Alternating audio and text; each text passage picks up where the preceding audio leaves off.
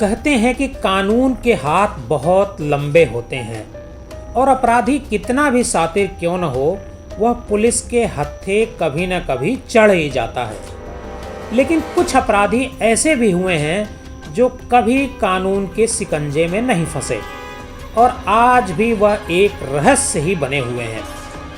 आज हम आपको ऐसे ही एक कातिल के बारे में बताएंगे जिसने 36 लोगों का मर्डर किया और इतना ही नहीं, वह खुद पुलिस को पत्र लिखकर हत्याओं के बारे में जानकारी देता था, लेकिन लाख कोशिशों के बाद भी पुलिस उसे अभी तक नहीं पकड़ पाई और वह हमेशा के लिए एक रहस्य बनकर रह गया। नमस्कार, आदाब, आप देख रहे हैं DNM शो। इस शो में हम आपको अपराध की सच्ची कहानियां सुनाते हैं। आज की कहानी एक ऐसे सीरियल किलर की जिसने 30 से ज़्यादा लोगों की हत्या की, लेकिन पुलिस किसी भी हत्या की गुत्थी को सुलझा नहीं पाई। यह मामला है अमेरिका के उत्तरी कैलिफोर्निया का, जहां 60 के दशक के अंत में और 70 के दशक की शुरुआत तक एक सीरियल किलर की दहशत ने लोगों में खौफ पैदा कर रखा था। हत्याओं के सिलसिले की शुरुआत हुई थी 20 दिसंबर 1968 को, जब हत्यारे ने कैलिफोर्निया में लेक हरमन रोड पर रात 11 बजे के करीब 17 साल के डेविड फेराडे और 16 साल की बेट्टी लो जेनसन की गोली मारकर हत्या कर दी थी। पुलिस इस मामले की जांच में जुटी थी, लेकिन अब तक हत्यारे तक नहीं पहुंच पाई थी। तभी 4 जुलाई 1969 को जिस तरह डेविड फेराडे और बेट्टी लो जेनसन की हत्या हुई थी, उससे कुछ ही दूरी पर डेरलेन फेरिन नामक युवती और माइकल मजाऊ नामक युवक को गोली मार दी गई। इस घटना में डेरलेन फेरिन की मौत हो गई और माइकल गंभीर रूप से घायल होने के बावजूद बच गया। इस हमले को ठीक उसी तरह अंजाम दिया गया था जिस तरह से डेविड की हत्या की गई थी। इस मामले में माइकल चूंकि जिंदा बच गया था, इसलिए पुलिस को एक गवाह भी मिल गया। पुलिस को लगता था कि उसकी मदद से वह हत्यारे तक पहुंच जाएगी। माइकल ने पुलिस को बताया कि हत्यारा 26 से 30 साल का एक गोरा व्यक्ति है। पुलिस अभी इन हत्याओं की गुत्थियों को सुलझाने में ही लगी थी कि उनके पास एक फ़ोन आया। फ़ोन करने वाले व्यक्ति ने दावा किया कि वह वही हत्यारा है और पूर्व की 2 हत्याएं भी उसने ही की है। पुलिस को चैलेंज करने के साथ ही हत्यारे ने उस वक्त के बड़े अखबारों के एडिटर्स को भी पत्र लिखकर हत्याओं की बात को स्वीकार किया। इन पत्रों में हत्यारे ने कुछ खास निशान बनाकर भी भेजे, जिसकी वजह से इस हत्यारे को जोडियक हत्यारा कहा जाने लगा।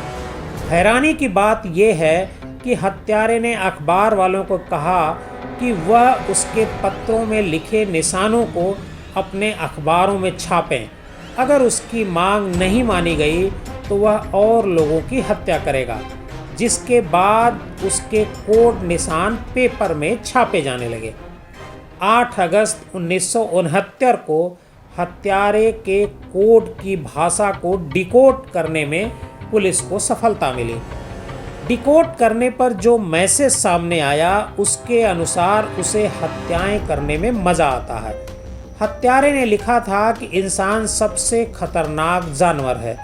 यही वजह है कि इंसान की हत्या करने पर उसे बहुत खुशी और संतुष्टि मिलती है।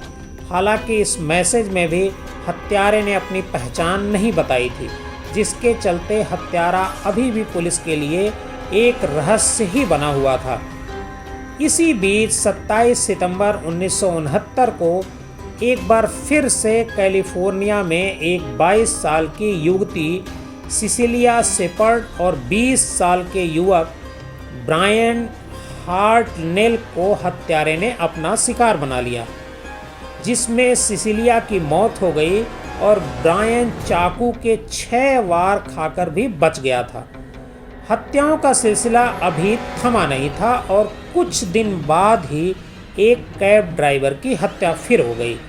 इस दौरान हत्यारा अखबारों के एडिटर्स को पत्र लिखकर हत्याओं की जानकारी भी देता रहा और यह सिलसिला साल 1974 तक चलता रहा।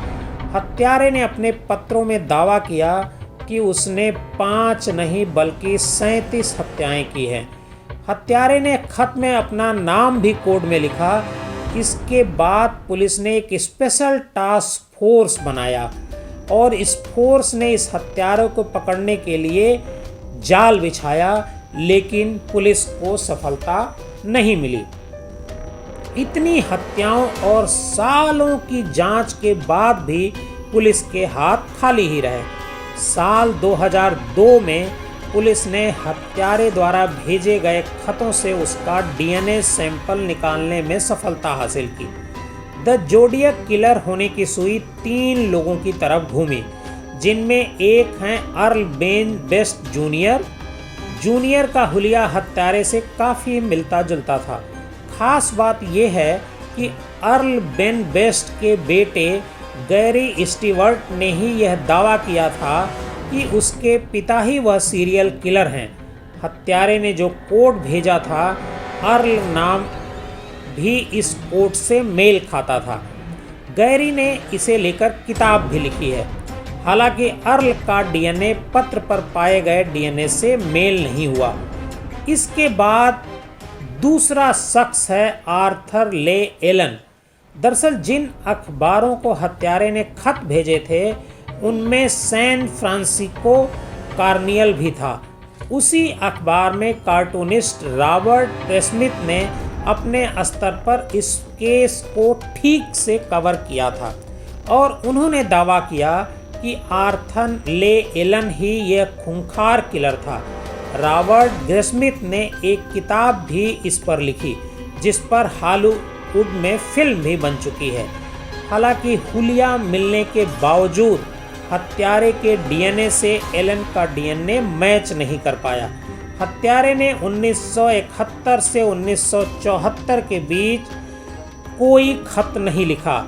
जांच में पता चला कि इस दौरान एलन भी बच्चों के शोषण के मामले में जेल में बंद था। साल 1992 में एलन की हार्ट अटैक से मौत हुई। पत्र पर मिले डीएनए से एलन का डीएनए भी मैच नहीं हुआ। साथ ही उसकी हैंडराइटिंग भी हत्यारे से मेल नहीं खाती थी।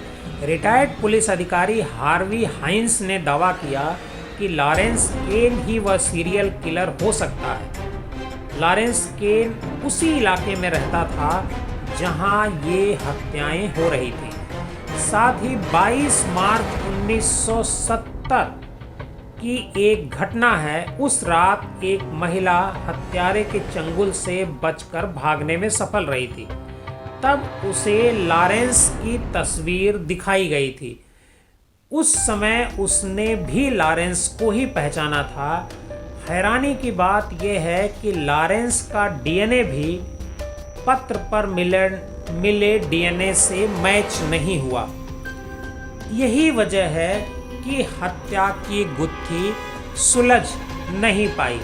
कैलिफोर्निया पुलिस के लिए आज भी मर्डर की ये घटनाएं चैलेंज बनी हुई हैं।